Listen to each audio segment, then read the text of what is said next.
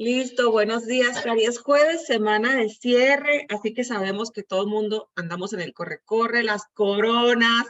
Ahí yo sé que andan con todo por motos europeas, por iPhone 14 Pro, por viaje a La Paz, Baja California. Y esto es breve, conciso, pero te conviene, porque si estás bien tú, si está bien tu organismo físico, si estás rechinando en tu actividad cerebral, cognitiva, el neocórtex, tu memoria, tu atención, tu enfoque, tu alegría, felicidad. Bueno, si hay salud, lo hay todo. Así que vas a ver cómo te conviene darte este tiempecillo para escuchar la lectura y luego ver un video breve, ¿vale? Bueno, pues ya no se diga más. Aquí tenemos a Karina Sauceda. Muchas gracias, Cari. Buenos días. ¿Sí me escuchan? Sí. Ok. Vamos a regresarnos tantito para ver en la última hoja que nos quedamos. ¿Sale? Página 428. Entonces dice, dame chance, se oye mucho. Cuando completé su historial médico, noté que 3 años antes de la aparición de los síntomas neurológicos serios, había empezado a tener, espérame tantito, es que tengo aquí mi barra y me estorba. Ok. Había empezado a tener episodios de diarrea y de dolor abdominal crónico que aún persistían. Como te imaginarás, le hacía la prueba de sensibilidad al gluten. Estamos hablando de un paciente que tenía el doctor, el neurólogo que escribió este libro. Y dice, y confirmé que esa pobre niña había vivido sin que se le diagnosticara la intolerancia a dicha proteína. 2 días después de empezar una dieta sin gluten, todos los movimientos anormales, la necesidad de aclararse la garganta, los gruñidos y el dolor abdominal desaparecieron. Hasta el día de hoy, KJ no tiene síntomas y ya no se le considera una persona con síndrome de Tourette. Su reacción fue tan extraordinaria que suelo usar su caso de ejemplo cuando participo en conferencias médicas y de cuidado de la salud. Una advertencia. Los medicamentos que se usan para tratar el TDAH han provocado casos permanentes de síndromes de Tourette. Es un fenómeno que la ciencia ha documentado desde inicio de los años 80 del siglo pasado. Ahora que tenemos los medios para demostrar los efectos poderosos de una dieta libre de gluten, es hora de cambiar, o más bien de escribir la historia. Otro caso que quisiera compartir nos remite de nuevo al TDAH. Los padres de KM, una dulce niña de 9 años, la llevaron a mi consultorio porque mostraba síntomas clásicos de TDA y de mala memoria. Lo interesante de su historial era que sus padres describían que sus dificultades con el pensamiento y la concentración duraban días, después de lo cual podía pasar varios días bien. Sus evaluaciones académicas indicaban que tenía nivel de niña de 3er grado. Parecía involucrada y compuesta. Así que cuando revisé sus múltiples pruebas cognitivas, confirmé que efectivamente tenía el nivel de una niña de 3er grado de primaria, lo cual era típico para su edad. Los estudios de laboratorio identificaban 2 potenciales culpables de sus malestares: la intolerancia al gluten y los niveles de DHA en sangre por debajo de lo normal. Le prescribí una dieta estricta sin gluten y 400 miligramos diarios de DHA. Y le pedí que dejara de consumir aspartame, pues bebía varios refrescos de dieta al día. 3 meses después, mamá y papá estaban emocionados por su progreso y hasta KM sonreía de oreja a oreja. Los nuevos exámenes escolares calcularon que sus habilidades matemáticas eran de una niña de 5º grado. Sus capacidades académicas generales eran de alguien de mitad de 4º año, mientras que su capacidad de recordar historias era de alguien de 8º grado. Su madre me envió una carta conmovedora al poco tiempo.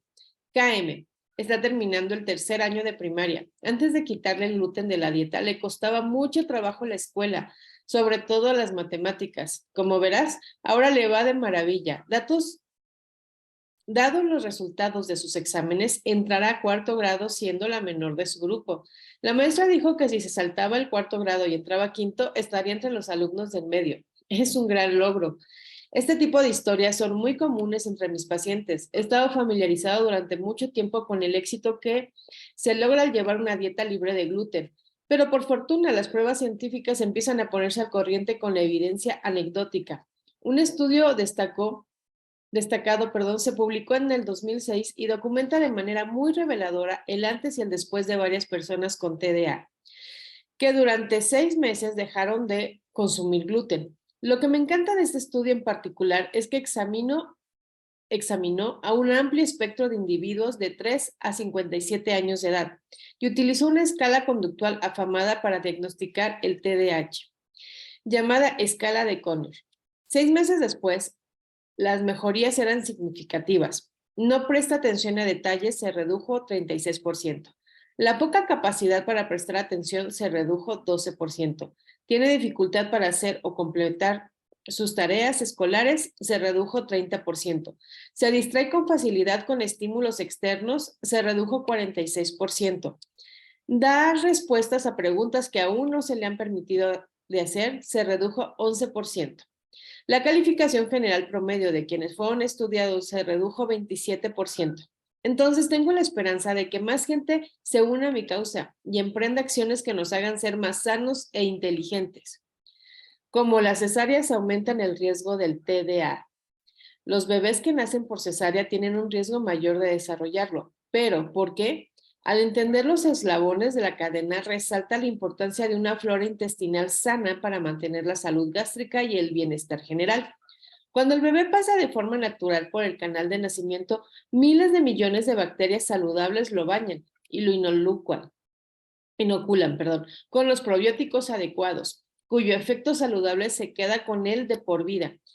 Si el niño o la niña nace por cesárea, se pierde de esta especie de ducha, lo cual sienta las bases para la inflamación intestinal y por lo tanto para un mayor riesgo de intolerancia al gluten y del TDA en una etapa posterior de la vida. Hay investigaciones recientes que también dan a las madres buenas razones para amamantar a sus bebés, pues se ha demostrado que los bebés que suelen ser amamantados tienen un riesgo 52% menor de desarrollar enfermedad celíaca cuando entran en contacto por primera vez con alimentos con gluten, en comparación con quienes no son amamantados. Una posible razón es que la leche materna disminuye el número de infecciones gastrointestinales y reduce el riesgo que haya daño en el recubrimiento intestinal. Asimismo, puede frenar la respuesta inmune al gluten. ¿Es posible tratar el autismo con una dieta libre de gluten? Con frecuencia me preguntan sobre la posible relación entre el gluten y el autismo. Hasta 1 de cada 150 niños que nazcan hoy desarrollan una forma de este padecimiento dentro del amplio espectro del autismo. En 2013, un reporte del gobierno estadounidense indicaba que 1 de cada 50 niños en edad escolar, o alrededor de 1 millón de niños, han sido diagnosticados con una u otras formas de autismo. Se trata de un trastorno neurológico que suele aparecer cuando el niño tiene 3 años, que afecta su desarrollo de habilidades sociales y comunicativas. Los científicos están intentando determinar las causas exactas del autismo, el cual es probable que tenga orígenes tanto genéticos como ambientales. Se ha estudiado una serie de factores de riesgo, incluidos genéticos, infecciosos, metabólicos, nutricionales y ambientales, pero menos de 10 a 12% de los casos tienen causas específicas identificables. Sabemos que no hay cura mágica para el autismo, como tampoco la hay para la esquizofrenia ni para el trastorno bipolar. Estos padecimientos neurológicos son muy diferentes, pero comparten una característica en particular, la inflamación, que en parte puede deberse a la sensibilidad a ciertas elecciones alimenticias, aunque sigue siendo tema de debate. Algunas personas autistas responden de manera positiva a la eliminación del gluten, del azúcar y a veces también de los lácteos. En un caso particular, bastante drástico, un niño de 5 años que había sido diagnosticado con autismo grave, también padecía una celiaquía intensa que le impedía absorber los nutrientes. Los síntomas del autismo se redujeron cuando dejó de consumir gluten, lo que impulsó a sus médicos a recomendar que a todos los niños con problemas de desarrollo neurológico se les valore para ver si tienen deficiencias nutricionales y síndromes de mala absorción como la celiaquía. En algunos casos, las deficiencias nutricionales que afectan al sistema nervioso pueden ser la causa principal de retrasos en el desarrollo que se asemejan al autismo. Debo reconocer que aún carecemos del tipo de investigación científica de alto nivel que necesitamos para establecer conexiones concluyentes, pero vale la pena echar un vistazo al tema y tomar en cuenta algunas inferencias lógicas. Empezaré por señalar una tendencia paralela en el aumento del autismo y de la celiaquía.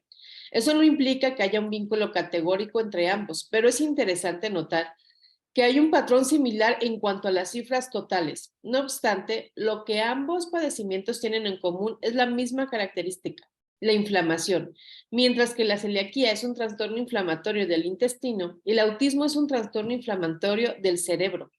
Está bien documentado que los individuos autistas tienen un mayor nivel de citocinas inflamatorias en el organismo. Por esta única razón vale la pena reflexionar acerca de la efectividad que tiene reducir todas las interacciones anticuerpo-antígeno en el cuerpo, incluidas aquellas que involucran al gluten. Un estudio realizado en el Reino Unido y publicado en 1999 monitoreó a 22 niños autistas durante un periodo de 5 meses, en el que llevaron una dieta sin gluten y registró una serie de mejorías conductuales. Lo más alarmante es que cuando los niños ingerían gluten accidentalmente después de empezar la dieta, la velocidad con la que el comportamiento cambiaba como resultado de su consumo era drástico y notable para muchos padres. Los autores también notaron que les llevaba a los niños al menos 3 meses mostrar una mejoría conductual. Para cualquier padre que regule la dieta de su hijo es importante tener paciencia y no perder la esperanza. Si los cambios no se presentan de inmediato, hay que mantener la disciplina de 3 a 6 meses antes de esperar que haya alguna mejoría notable. Algunos expertos han cuestionado si los alimentos con gluten y los lácteos en verdad imparten componentes similares a la morfina, exorfinas, que estimulan varios receptores cerebrales. Y aunque el riesgo no solo de padecer autismo, sino también de desarrollar esquizofrenia, se requieren más investigaciones para complementar estas teorías, pero podemos reducir potencialmente los riesgos de desarrollar estos padecimientos y manejarlos mejor. A pesar de la falta de investigaciones, es claro que el sistema inmune desempeña un papel importante en el desarrollo del autismo y que ese mismo sistema inmune vincula la intolerancia al gluten con el cerebro. También debemos hablar del efecto de capas, y que un problema biológico marca el comienzo de una cadena de eventos. Por ejemplo, si un niño es intolerante al gluten, la respuesta inmunológica en el intestino puede desencadenar síntomas conductuales y psicológicos, lo que en el caso del autismo puede derivar en una exacerbación de síntomas, como lo expresó un equipo de investigadores. Cambio fuera. Es un hecho desolador, pero la depresión es la principal causa de discapacidad en todo el mundo.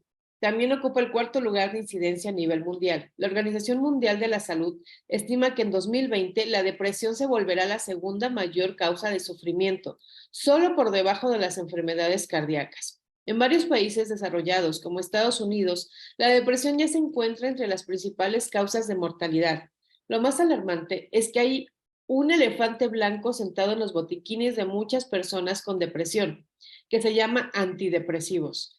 Medicamentos como fluoxetina, paroxetina, cetralina y muchos otros tantos son los tratamientos más comunes para la depresión en Estados Unidos, a pesar de que en muchos casos se ha demostrado que no son más efectivos que un placebo. Y en algunos otros casos pueden ser muy peligrosos y hasta provocar suicidios. De hecho, la ciencia ha empezado a demostrar qué tan letales pueden ser estos fármacos. Es decir, cuando un equipo de investigadores en Boston examinó a más de 136,000 mujeres de 50 a 79 años de edad, descubrieron que había un vínculo innegable entre el uso de antidepresivos y el riesgo de sufrir una apoplejía o de morir prematuramente. Las mujeres que consumían antidepresivos tenían una probabilidad 45% mayor de sufrir apoplejia y un riesgo 32% mayor de morir por alguna otra causa. Los hallazgos publicados en Arch Internal Medicine provenían de la Iniciativa de Salud de la Mujer, una sustancia investigación de salud pública enfocada a las mujeres estadounidenses. No importaba si las involucradas usaban antidepresivos novedosos, conocidos como inhibidores selectivos de la recaptación de serotonina, entre paréntesis ICRS, o fármacos de generaciones previas, conocidos como antidepresivos tricíclicos, como la amitriptilina. Los ICRS suelen usarse como antidepresivos, pero también se prescriben para el tratamiento de la ansiedad y de otros trastornos de personalidad. Su función es impedir que el cerebro reabsorba la serotonina. Al cambiar el equilibrio de este neurotransmisor en el cerebro, las neuronas mejoran el envío y la recepción de mensajes químicos, lo cual a su vez le da un empujón al estado de ánimo.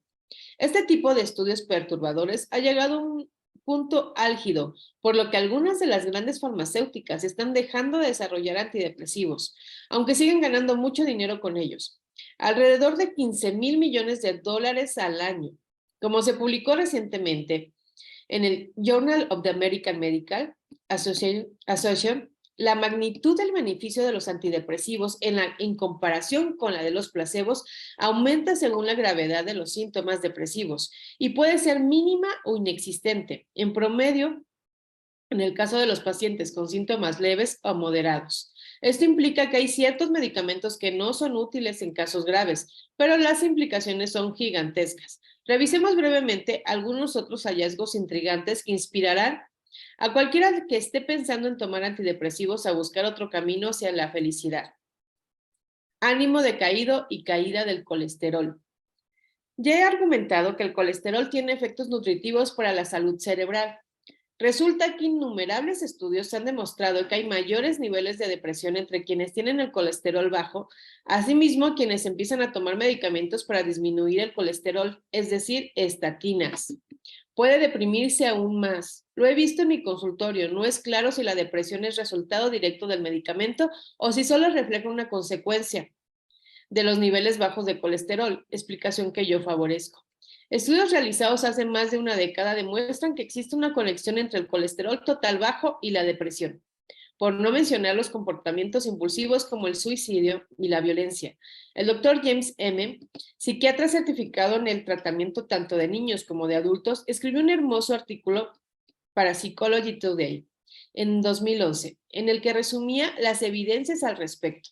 En 1993 se descubrió que los ancianos con colesterol bajo tenían un riesgo 300% mayor de padecer depresión que sus contrapartes con colesterol alto. Un estudio realizado en Suecia en 1997 indicó un patrón similar. Entre 300 mujeres por demás saludables en el rango de 31 a 65 años de edad, quienes estaban entre el 10% con menores índices de colesterol, experimentaban síntomas depresivos más significativos que las otras con mayores niveles de colesterol. En 2000, un equipo de científicos holandeses reportó que los hombres con colesterol total bajo a largo plazo padecían más síntomas de depresión que quienes tenían niveles elevados. Según un reporte publicado en 2008, los niveles bajos de colesterol en suero pueden asociarse con un historial de intentos de suicidio. Los investigadores examinaron a un grupo de 417 pacientes que habían intentado suicidarse, 138 hombres y 279 mujeres, y los comparó con 155 pacientes psiquiátricos que no habían intentado suicidarse, así como con 358 individuos control saludables. El estudio definía el colesterol en suero bajo como menor a 160. Los resultados fueron extraordinarios, pues demostraban que los individuos en la categoría de colesterol bajo tenían 200% más probabilidades de haber intentado suicidarse. En 2009, el Journal of Psychiatric Research publicó un estudio que dio seguimiento a cerca de 45,000 veteranos estadounidenses durante 15 años. Los hombres deprimidos con niveles bajos de colesterol total enfrentaban un riesgo 7 veces mayor de morir prematuramente de causas no naturales, como el suicidio y los accidentes, que el resto de los involucrados en el estudio. Como se señaló antes, se ha demostrado desde hace mucho tiempo que los intentos de suicidio son mayores entre quienes tienen colesterol total bajo.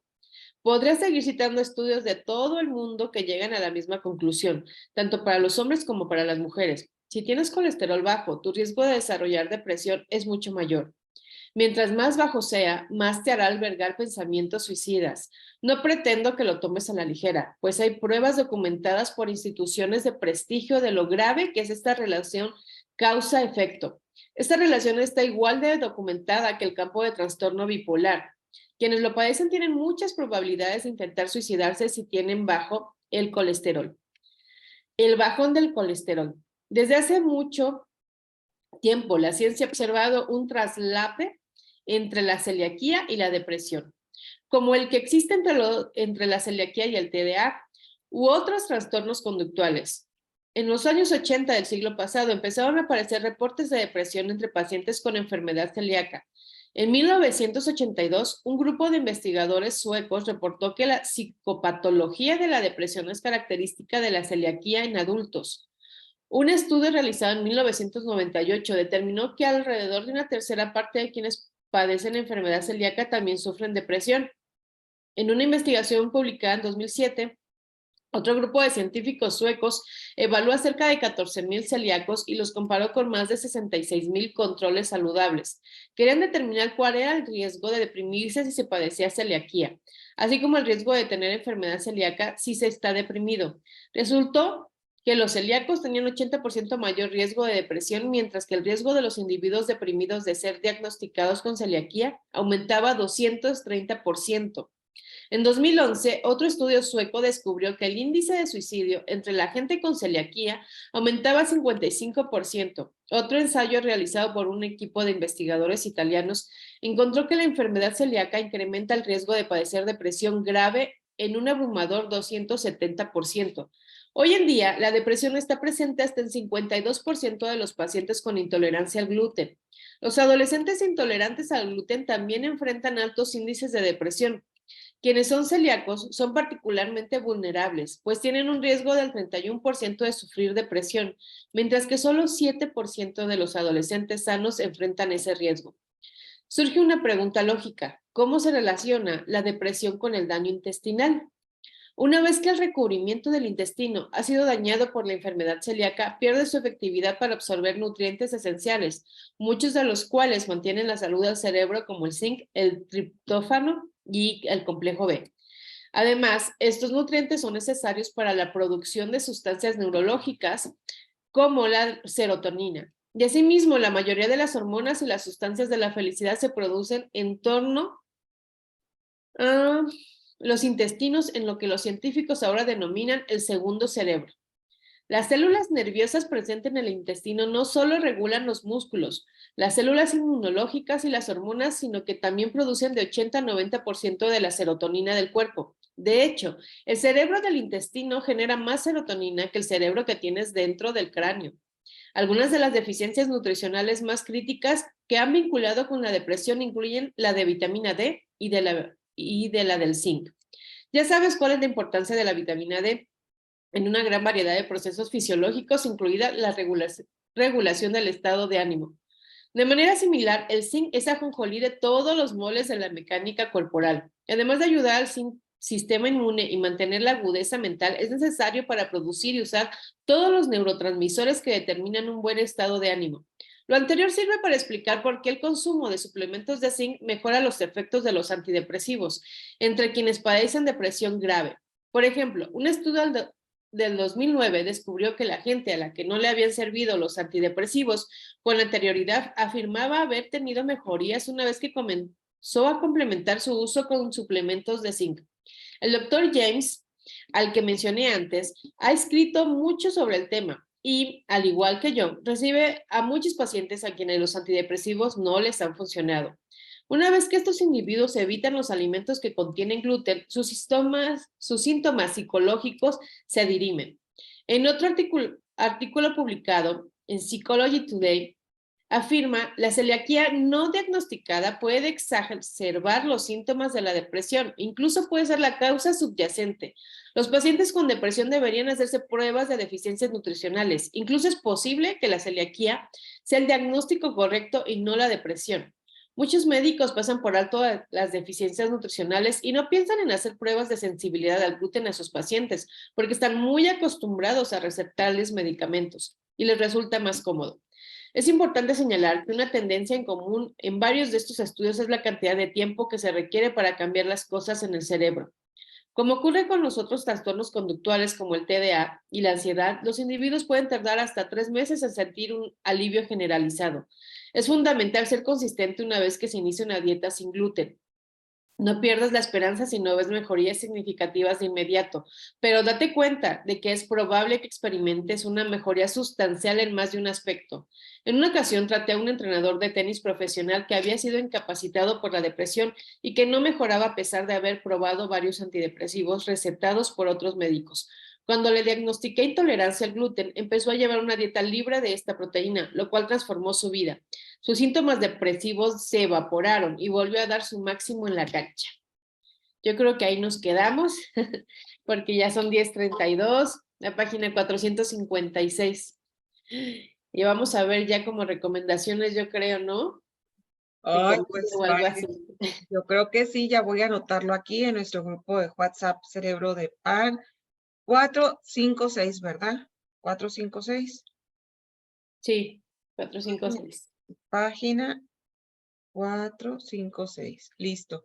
Ay, Cari, pues sí, yo creo que ya lo que va a seguir la estabilidad mental a través de la dieta. ¿Qué tal? Wow, es que triste, pero la depresión es la enfermedad del siglo, la ansiedad, la angustia. Y fíjense que antes de ponerles el videito, les voy a platicar muy breve algo muy personal. Mi mamá estuvo aproximadamente 15 años tomando antidepresivos. Mi mamá empezó con media pastillita de no sé qué, no te sé decir bien los medicamentos por un psiquiatra, ¿eh? Y nunca le atinaron al cóctel. Así te lo puedo decir como su hija. Porque era, no, le vamos a dar un cuarto más de esta en la mañana y para la noche, media más de esta. Al final de sus días, mi mamá ya está en el cielo, en paz descanse, pero era de, mamá, aquí está. Y que viera el pastillero y era un cuarto de la amarillita, media de la rosita, media de la azulita. No, qué cosa. Y entre esas había una medicina para bajarle el colesterol. Así te lo digo. Y tú vas con un médico, porque yo sé que ustedes, por eso Angie Bustamante siempre nos dice, lo que les voy a decir ahorita es otra, por favor permítanse escuchar, porque tú vas con un médico y lo que te va a decir el médico es, vamos a hacerle exámenes de sangre y lo primero es, vamos a bajarle el colesterol. De verdad hay más personas medicadas para bajar el colesterol de lo que te imaginas, ¿eh?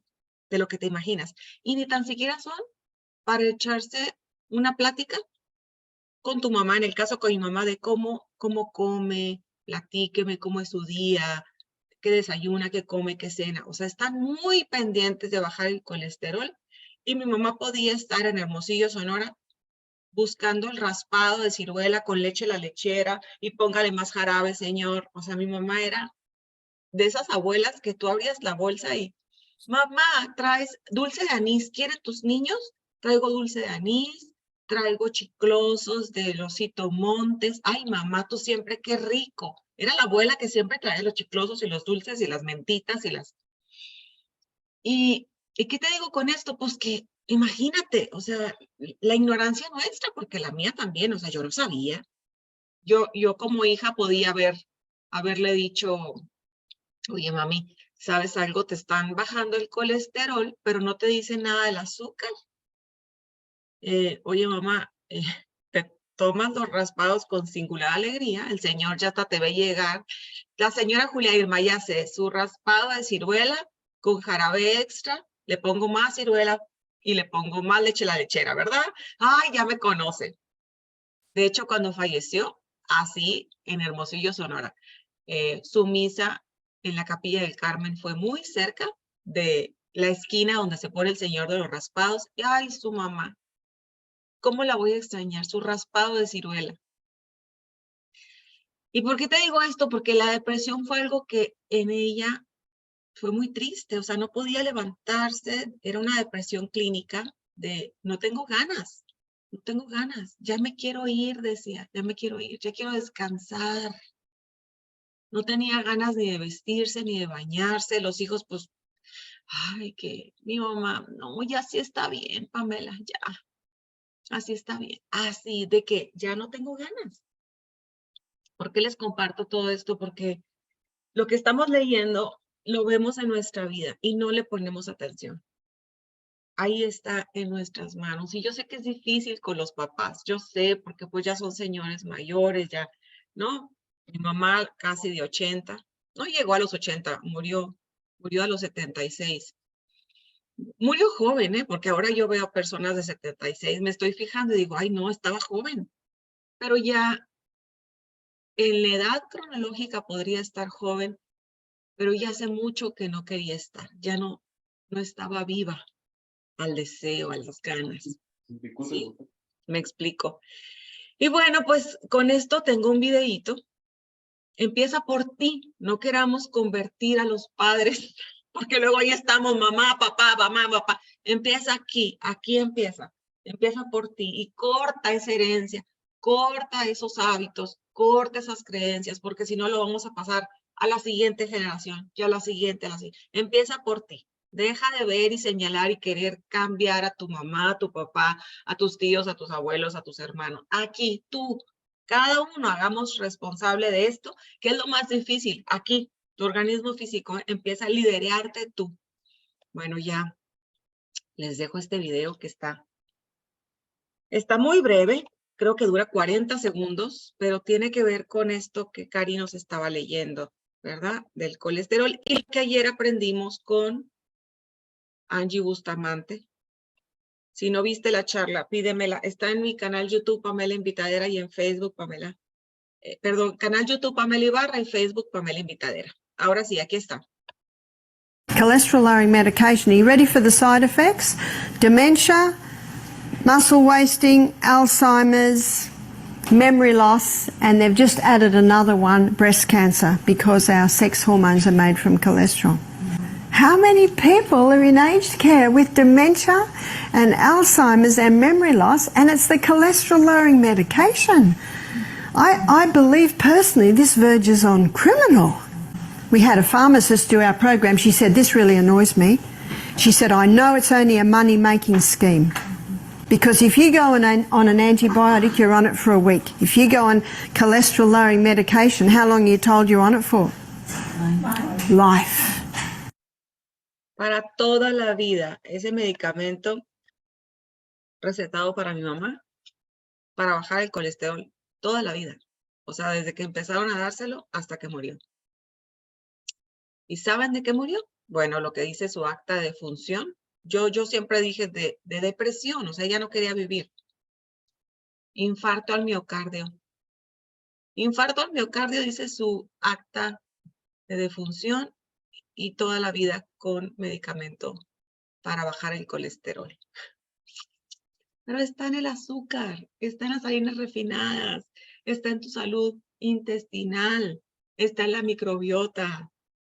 Si no escuchaste ayer la charla de colesterol y triglicéridos, buenísima, con Angie Bustamante, está grabada, de verdad. Y vívelo contigo, deja de señalar para afuera. Ay, le voy a decir, aquí empieza, aquí empieza. Bueno, muchísimas gracias, Karina. Muchísimas gracias y el martes nos vemos. Gracias, Pame. Gracias. Gracias por compartirnos algo tan privado, pero que nos sirve de mucho. Muchas gracias. Con mucho gusto. Gracias, un abrazote. Gracias, Pame. Un abrazote. Un abrazote, claro que sí. Estamos vivos, así que mientras estamos vivos hay que ocuparnos de amarnos y cuidarnos. Muchas gracias. Mil gracias, Pam. Muchas gracias a todas. Bendiciones. Bendiciones. Gracias a ti, Carmen, por estar aquí y a todos. Gracias. Gracias Buen a día. ustedes. Gracias, Bendiciones. Carmen. Bendiciones.